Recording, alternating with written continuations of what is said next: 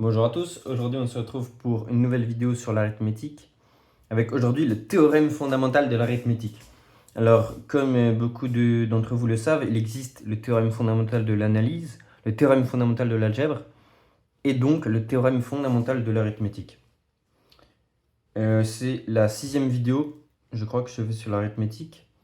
C'est l'avant-dernière, la prochaine que je ferai ce sera des compléments sur l'arithmétique avec tout ce qui est un peu à savoir en plus, quoi, avec notamment le PPCM. Et donc on commence dès maintenant avec le théorème. Donc on prend un entier n dans n étoiles. Et alors il existe des uniques entiers naturels que j'ai appelés R2, R3, R5, R7, R11 correspondant donc au nombre premier, tels que n égale le produit sur les nombres premiers, donc des nombres premiers à la puissance Rp. Ok, donc c'est un peu abstrait vu comme ça. Donc on va faire un exemple avec 24. 24 qui est égal à 8 fois 3. Et 8 peut s'écrire comme 2 à la puissance 3. Et donc ici, R2 correspondrait à 3. R2, le nombre en puissance sur le 2. R3, le nombre en puissance sur le 3 serait donc 2. R5 serait donc 0. R7 serait donc 0. Et pour tout P supérieur ou égal à 3, on aurait Rp qui serait égal à 0. Donc c'est-à-dire qu'en gros, ce qu'on fait, c'est multiplier par 1. On fait des fois 1 fois 1 fois 1. On va faire un exemple pour déterminer en pratique la décomposition facteur premier de n'importe quel entier. Avec par exemple 360. Alors le but, ça va être de faire les nombres premiers dans l'ordre en commençant par 2.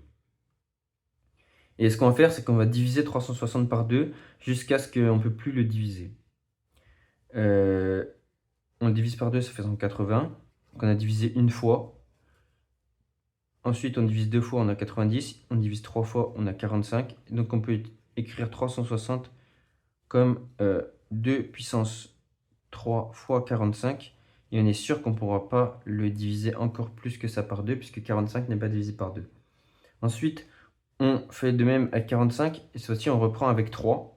Sachant qu'on ne peut pas avoir 3 qui divise 2 puissance 3, parce que comme 3 et 2 sont premiers entre eux en tant que deux nombres premiers différents, 3 et 2 puissance 3 sont premiers entre eux. CF la vidéo sur les premiers entre eux. Donc dès qu'on a trouvé des puissances ici 2, 3 et qu'on veut par exemple trouver le 5, ben on saura que le 5 sera forcément dans le nombre à droite. Ici on sait que dans le nombre à droite il reste peut-être du 3, du 5, du 7, mais c'est impossible qu'il reste du 2. Et pareil là c'est impossible qu'il y ait du 3, du 5, du 7. On a terminé avec les deux. Donc 45 on divise par 3, ça donne 15. Et on divise par 3, ça donne 5.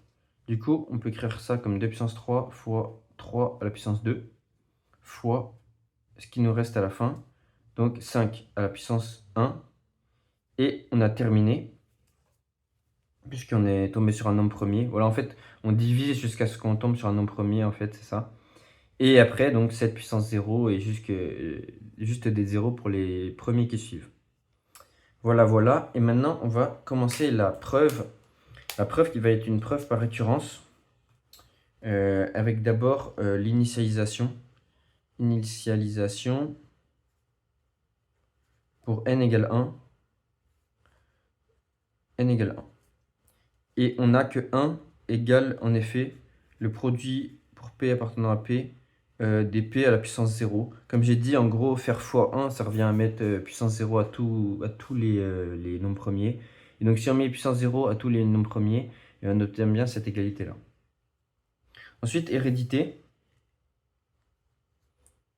Donc on prend n un antinaturel positif, strictement, tel que la propriété soit vérifiée.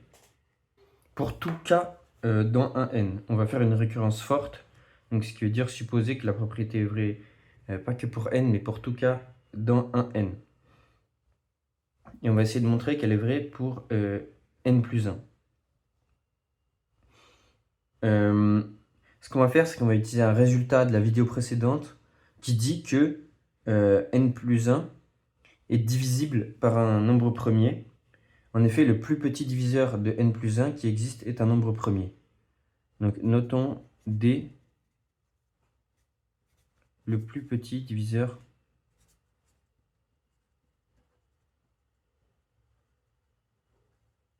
de n plus 1 qui est premier.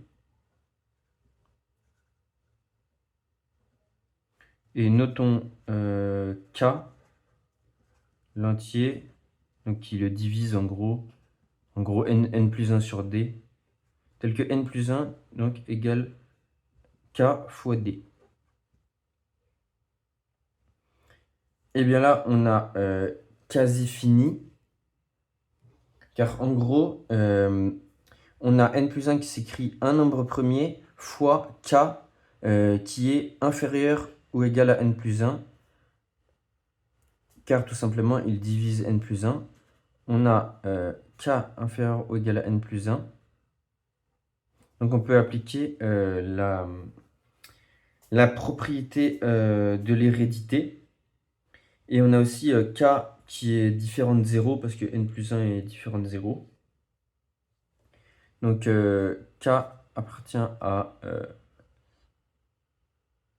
inférieur ou égal à n plus 1. Il faut montrer qu'il est strictement inférieur à n plus 1. Ça c'est le cas parce que D est différent de 1. Parce que 1 n'est pas premier. En effet, n plus 1 égale n plus 1 fois 1. Et donc, si D est différent de 1, eh bien, K sera différent de n plus 1. En gros, ce qu'on peut simplement dire, c'est que D est un nombre premier, donc il est supérieur ou égal à 2. On va dire qu'il est strictement supérieur à 1. Et donc, si on passe à l'inverse, on a donc 1 qui est strictement supérieur à 1 sur D.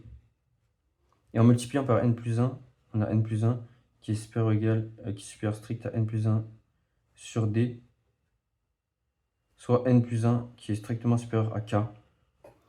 Ce qui permet de nous dire que K est donc bien inférieur ou égal à N. Et donc en appliquant la propriété de récurrence, on obtient K qui est un produit de nombre premier, donc qui se décompose en produit de facteur premier, fois un nombre premier, donc ce qui montre bien que n plus 1 se décompose en produit de facteur premier.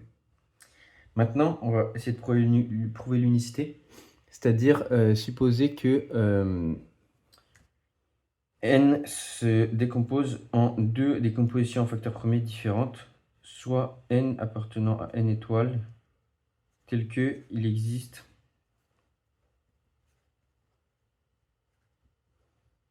donc, on va noter des R2, R3, R5, voilà, appartenant à n, et on va noter ça des S2, S3, S5, appartenant à n, tel que n égale produit sur les premiers P puissance RP égale produit sur P des P puissance SP. Notre but, c'est de montrer que la décomposition est unique, c'est-à-dire que pour tout P dans les premiers, RP est égal à SP. Donc c'est ce qu'on va faire. On va prendre un Q premier donc dans l'ensemble des nombres premiers, et on va essayer de montrer que RQ égale à SQ. On va isoler le Q dans la décomposition facteur premier. Et on va aussi faire une supposition qui... voilà, donc P différent de Q, une supposition qui ne va rien changer à la démonstration. On va aussi supposer, posons que RQ est supérieur ou égal à SQ, quitte à inverser les rôles de RQ et SQ. Donc on a N égale voilà, le produit sur les P premiers, mais différent de Q des P puissance SP. Hop, on peut l'écrire avec une parenthèse comme ça. Et en gros, on sort le Q. Voilà. Ensuite, ce qu'on peut faire, c'est passer d'un seul et même côté le Q, sachant qu'on a l'hypothèse RQ supérieur ou égal à SQ, c'est-à-dire qu'en gros, on peut passer d'un côté pour avoir Q à une puissance positive, à une puissance donc RQ moins SQ. En gros, l'idée, c'est si on a 2 puissance 3 d'un côté et fois quelque chose fois 2 puissance 2, c'est de passer lui de l'autre côté pour obtenir 2 puissance 3 moins 2 égale 1. Donc, on a P à la... Donc ça, hop. P puissance RP fois Q à la puissance RQ moins SQ qui est égal produit de P appartenant à P des P différents du Q des P SP. Et donc là, on se dit, c'est très compliqué tout ça. Qu'est-ce qu'on va pouvoir faire de ça? Ben là, on va essayer de traduire ça donc sous la forme d'une relation de divisibilité. En gros, on a ce produit-là qui est divisé par Q à la puissance RQ moins SQ. On va écrire ça sur la prochaine page. On a Q à la puissance RQ moins SQ qui divise le produit de P appartient à P différent de Q. P puissance SP. Et là, il va falloir recourir à un lemme qu'on a utilisé il y a, lors de la vidéo sur les entiers premiers entre eux. Il y a aussi une propriété sur les premiers entre eux. Parce qu'en gros, on a cet entier-là, qui est premier avec tous les entiers du produit. En effet, Q est premier avec tout nombre premier P qui est différent de Q parce qu'ils n'ont d'autres diviseurs en commun que 1. En effet, si je prends Q et P de nombres premiers, ils ont pour diviseur Q1 et Q. P, il a pour diviseur 1 et P, avec P différent de Q, donc le seul diviseur commun est 1. Donc, Q est premier entre eux avec tous les P qui sont présents ici. Maintenant, mieux encore, Q à la puissance RQ moins SQ est premier entre eux avec tous les premiers qui sont présents ici. Parce que, comme on l'avait montré dans une vidéo précédente, si A et B sont premiers entre eux,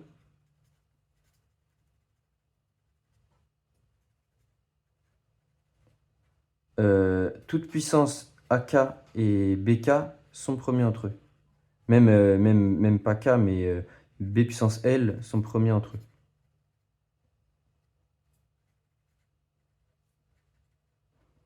Et je dirais même mieux, ça marche pas que avec les puissances, ça c'est un corollaire en gros, ça marche avec tous les produits. Donc en fait, on a tout simplement que, même sans utiliser le lemme de Gauss en fait, on a que Q à la puissance RQ moins SQ est premier avec tout ce truc-là. Et pourtant, il le divise. Alors, la seule possibilité, c'est que Q à la puissance RQ moins SQ vale 1. Parce que si il est différent de 1, on aurait qu'ils sont premiers entre eux. Donc c'est-à-dire qu'on aurait le seul diviseur commun qui serait 1. On aurait lui qui diviserait lui et lui qui diviserait lui-même. Du coup, ils auraient pour diviseur commun Q puissance RQ moins SQ qui est différent de 1, ce qui est absurde, parce qu'ils sont premiers entre eux. Donc la conclusion, c'est que Q à la puissance RQ moins SQ égale 1. Et ça, c'est vrai si et seulement si la puissance au-dessus, la puissance entière, pour le nombre premier, elle est égale à 0. Donc RQ moins SQ égale 0. Donc RQ égale SQ. Voilà, ça c'est parfait. Et on en vient à définir, après avoir obtenu l'unicité de cette décomposition facteur premier, la valuation p-adique d'un entier naturel strictement positif pour P un nombre premier. Donc valuation p-adique de A, p-valuation de A, notée Vp entre parenthèses de A, comme si c'était une fonction. L'entier qui apparaît en puissance de P dans la décomposition en facteur premier de A.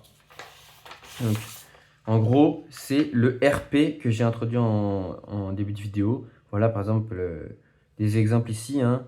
C'est l'entier qui apparaît en puissance de 2, en puissance de 3, en puissance de 5, voilà, etc. Et on a que la valuation périodique de A est bien définie. On ne peut pas avoir deux valeurs différentes de valuation périodique de A pour un A. Parce qu'on a prouvé l'unicité de la décomposition en facteur premier. Donc s'il y a une décomposition en facteur premier de A, c'est quel cas on a une et une seule valuation périodique de A. Donc exemple, V2 de 2 égale. Là on regarde, ok, 2 égale 2 à puissance 1 fois 3 puissance 0. Ah, 2 il est passé, on a vu sa puissance c'est 1. Donc ça c'est bon. V3 de 2. Ah, tiens, on regarde 3 dans la décomposition en facteur premier. Ah, il y a un 0, donc ça vaut 0. V5 de 25. 25 égale 5 au carré. Donc, en gros, vous voyez le truc, il faut faire la décomposition en facteur premier. On regarde ce qui est en puissance. V5 de 25. Hop, on voit un 2 en puissance. Et donc, on met le nombre qui est en puissance de 5. C'est aussi simple que ça. Et pour tout P premier, Vp de 1 égale 0. Ça, on l'a vu tout à l'heure, que la décomposition en facteur premier de 1, c'était les P à la puissance 0. Produit des P à la puissance 0. Donc ça, c'est bon. Maintenant, une petite propriété, la multiplicativité de la fonction p-évaluation ou évaluation périodique. C'est-à-dire que Vp de A fois B égale Vp de A plus Vp de B. Ça, c'est pas si dur que ça à montrer. On va écrire A qui égale à produit de Q sur les premiers de Q à la puissance Vp de A. Vq de A, plutôt Vq de A. Et B égale produit de Q appartenant à P à la puissance Q à la puissance VQ de B. Voilà, c'est exactement ce qu'on fait. Hein. Avant, on avait la décomposition, on notait oui, il existe des entiers RP, tout ça. Et bien, on appelait ces entiers valuation périodique. Du coup, maintenant, on met direct en puissance ces trucs VQ de B. Voilà. B, on a un premier et en puissance, ça va être quoi? V du premier évalué en donc le nombre qui est à gauche de l'égalité, donc B. Et donc, on prend P, soit P un premier, donc soit P appartenant à l'ensemble d'un premier, et on veut montrer que Vp de A fois B égale Vp de A plus Vp de B. Ben, on va calculer Vp de A fois B en calculant d'abord A fois B. A fois B, donc ça va être le produit des Q appartenant à P de Q VQ de A fois le produit de Q appartenant à P des Q VQ de B. Ensuite, propriété sur le produit, on peut tout réunir sous un seul produit, comme on a les mêmes indices de sommation ici, hein, c'est la somme sur les premiers, ou le produit sur les premiers si vous voulez. Voilà. Ensuite, propriété du produit avec les exposants. On a donc ici en haut une somme, voilà, Q, la puissance VQ de A plus VQ de B. Et là, on a presque fini. Il faut juste qu'on isole notre P. C'est pour ça que j'ai pris Q au début pour la preuve, pour ne pas s'en mêler les pinceaux. Pour prendre un indice de sommation différent du premier sur lequel je voulais montrer l'égalité. P puissance VPA plus VPB. Et donc, si on veut calculer VP de AB, il nous faut trouver l'entier qui apparaît en puissance de P. Donc ici d'ailleurs c'est Q différent de P. Qui apparaît en puissance de P dans la décomposition en facteur premier de AB. Ici, on a la décomposition en facteur premier de AB. Et donc ici, il y a les Q qui sont différents de P. Donc là, c'est pas là qu'on va regarder. Ici, on a le P sur lequel il faut regarder. On regarde, il y a quoi en puissance? Il y a VP de A plus VP de B. Ce qui montre bien que la valuation périodique de AB, c'est bien VP de A plus VP de B. Et maintenant, une dernière propriété sur la valuation périodique. Ça marche bien avec le produit, ça marche un peu moins bien avec la somme. C'est-à-dire que Vp de A plus B est supérieur ou égal à minimum de Vp de A, Vp de B. Ça ressemble un peu à la propriété sur les degrés des polynômes, avec degré de la somme inférieur au max de degrés. Mais là, c'est supérieur et c'est un minimum. Ou aussi avec la propriété sur les rayons de convergence des séries entières, avec le rayon de la somme qui va être supérieur ou égal au min des deux rayons. Ouais, c'est plutôt comme le rayon de convergence des séries entières d'ailleurs.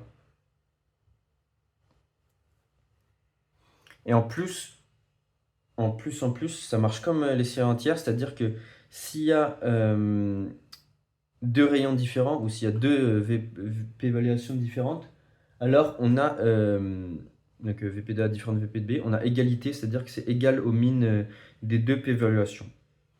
Ok, parfait. Donc on va essayer de montrer tout ça. Donc de réflexe, hein, quand il faut montrer des trucs avec les évaluations p-adiques, on essaie de décomposer A et B en facteurs premiers. Maintenant qu'on sait un peu comment s'y prendre, on va directement écrire, d'ailleurs c'est ce que j'aurais dû faire dans cette preuve-là, on va directement écrire A égale K fois P VP de A et B égale Q fois P VP de B où Q et K sont des entiers, tels que P ne divise pas K, voilà. P ne divise pas Q. Ici, on a trouvé la décomposition facteur premier. Ici, il n'y aura pas de P dans le reste, quoi, qui pourra diviser ça. Sinon, ce ne serait pas la p-évaluation, ce serait la p-évaluation plus 1. Enfin, on est arrivé au max, on a divisé le plus qu'on pouvait par P. Du coup, là, on ne peut plus diviser par P, ce n'est pas divisible par P. Voilà. Et donc, on va calculer tout simplement A plus B. Et on va faire pareil que tout à l'heure, l'hypothèse que une p-évaluation est plus grande que l'autre. Comme ça nous simplifiera la vie avec le minimum. Supposons, quitte à interchanger les deux p-évaluations. Si on suppose VP de A supérieur ou égal à VP de B, alors on a le min de VP de A, VP de B, qui est égal à VP de B. Comme ça, on n'aura plus trop à écrire min, enfin on aura juste à montrer que c'est supérieur ou égal à VP de B. Du coup, on calcule A plus B, c'est égal à KP VP de A plus QP VP de B. Là, on ne sait pas trop quoi faire. Et c'est justement le fait qu'on a supposé que l'un est supérieur à l'autre qu'on va pouvoir faire comme tout à l'heure. Hein. Même idée que tout à l'heure, factoriser, voilà, en faisant une puissance positive avec donc VP de A moins VP de B qui est positif. Donc on peut factoriser par le plus petit qui est donc VP de B. Donc ici on obtient, on a factorisé par P VP de B, on obtient K P VP de A moins VP de B, donc qui est bien une puissance positive, plus Q fois 1, puisqu'on a factorisé par VP de B. Voilà. Ensuite, là, donc nous, ce qu'on veut, c'est calculer la p-évaluation de A plus B, donc la p-évaluation de ce truc-là. Donc ce qu'il nous faut faire, c'est calculer la p-évaluation de ça. Donc en gros, p-évaluation d'un produit, on a déjà vu ce que ça fait somme des p-évaluations. Donc on a déjà VP de A plus B, donc qui est égal à VP de PVP de B. On utilise la propriété sur le produit, plus VP de K VP de A moins, ouais, j'ai mis le V là, plus Q. L'évaluation de P VP de B, bah, elle est claire, hein, c'est VP de B. VP de B plus un truc. K puissance VP de A moins VP de B plus Q. Voilà. Et donc là, on a déjà notre VP de B qui apparaît, notre minimum qui apparaît ici. Et seulement, on veut montrer que c'est supérieur ou égal à ce truc-là. Ce qui revient à montrer que ce truc-là est supérieur ou égal à 0. Voilà, si ça est supérieur ou égal à ça, c'est-à-dire que la différence est supérieure ou égale à 0.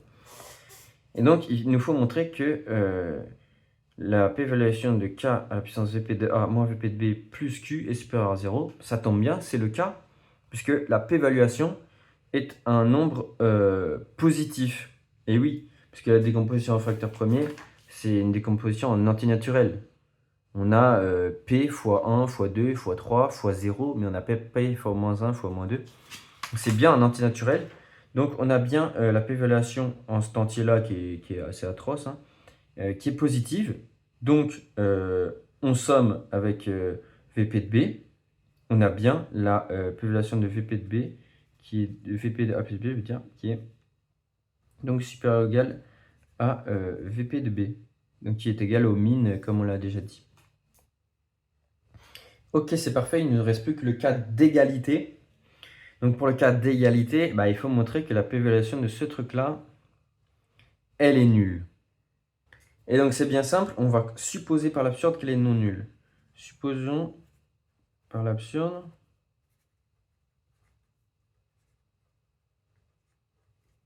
que VP de K, VP A moins VP, cette fois-ci je l'écris bien, plus Q, strictement supérieur à 0. Voilà.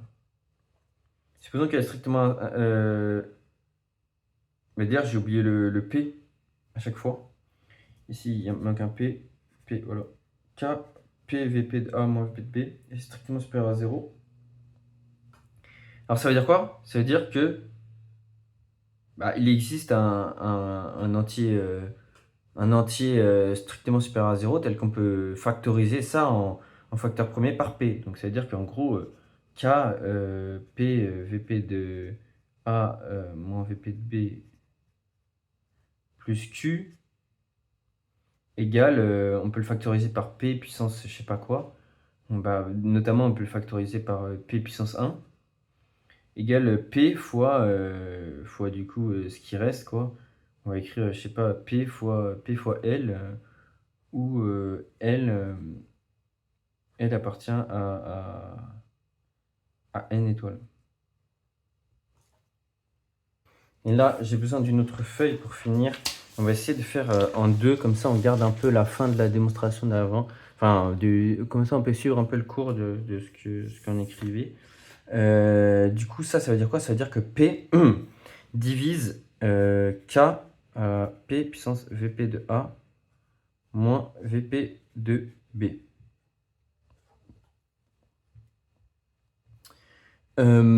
Or, P, il divise aussi P VP de A.